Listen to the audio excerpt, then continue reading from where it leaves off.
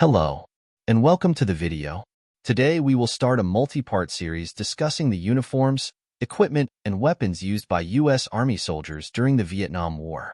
There is a lot to cover, so let's get started. First, we have the uniforms. The most common early war uniform was the OG-107 fatigues. This was an iconic uniform of the U.S. Army. Designed in the 1950s, it was modeled off of the World War II-era HBT uniforms. 3 different variants of this uniform were produced, but I will only cover the basics that every uniform had. The 107 featured a button-up design with 2 pockets on the chest and 4 pockets on the pants.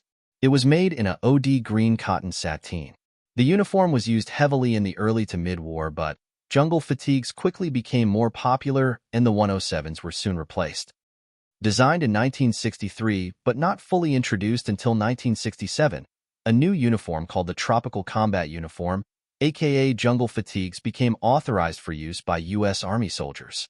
This new uniform was very different from the previous OG-107s. The shirt and pants were designed to be very light for the humid and warm South Asian environments. The coat used a set of buttons hidden underneath a flap to close it. For spacious cargo-like pockets were on the shirt's front. The pants featured 6 pockets, with 4 being of the cargo design. This uniform was made in the same OG-107 color. Something worth noting was that the cargo pockets on the shirt and pants had exposed buttons which could easily snag on brush and plants.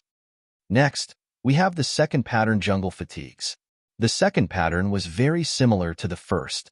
In 1964, the Army realized the major flaw with the exposed buttons. Their solution was to modify the cargo pockets flap so the buttons were hidden by it. The first and second pattern fatigues were the most common ones used during the war. By 1967/1968, the Army yet again decided to improve the previous jungle fatigues. This time, the poplin material was replaced by a ripstop material.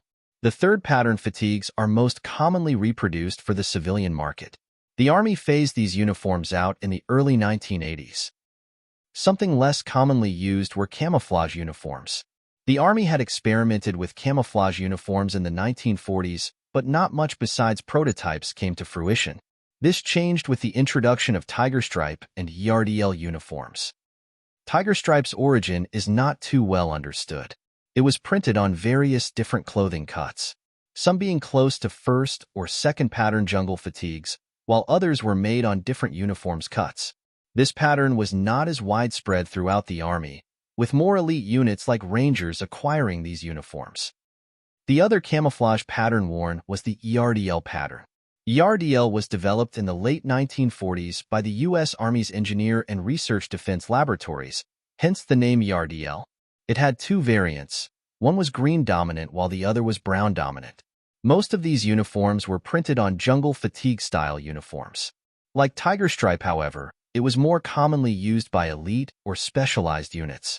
ERDL would later be developed into the well-known M81 Woodland pattern. Moving on, we will discuss how insignia was worn.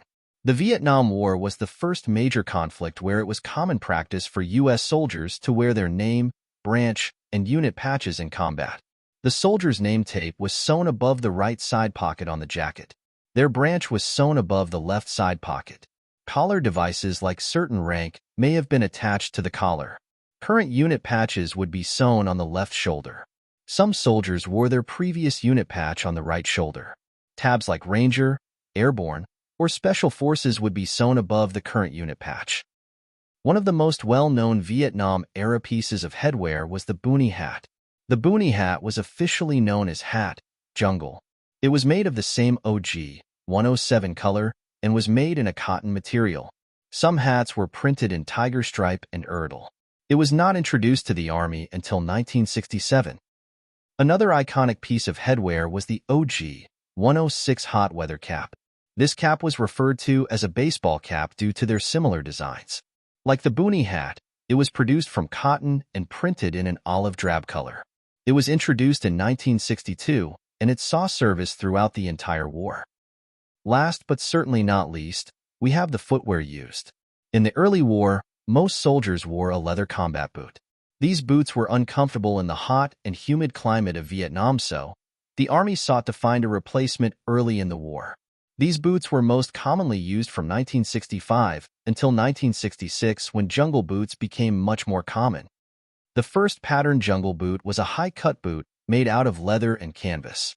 The top of the boot had a leather brim/band. Shortly after the first pattern boots were issued, the Army was seeking to replace them. The second pattern boot had the top leather brim replaced with a reinforced canvas brim. These were the most commonly used boots. A third and final jungle boot was produced in the later stages of the war. This version featured a canvas ankle reinforcement, which was of great help to soldiers. That's all I have for today. I hope you enjoyed the video and learned something from it. As always, if you have corrections to make, please leave them in the comments section and I will look into them. Thank you again for 500 subscribers. I truly appreciate it. Take care, everyone, and stay tuned for the next episode.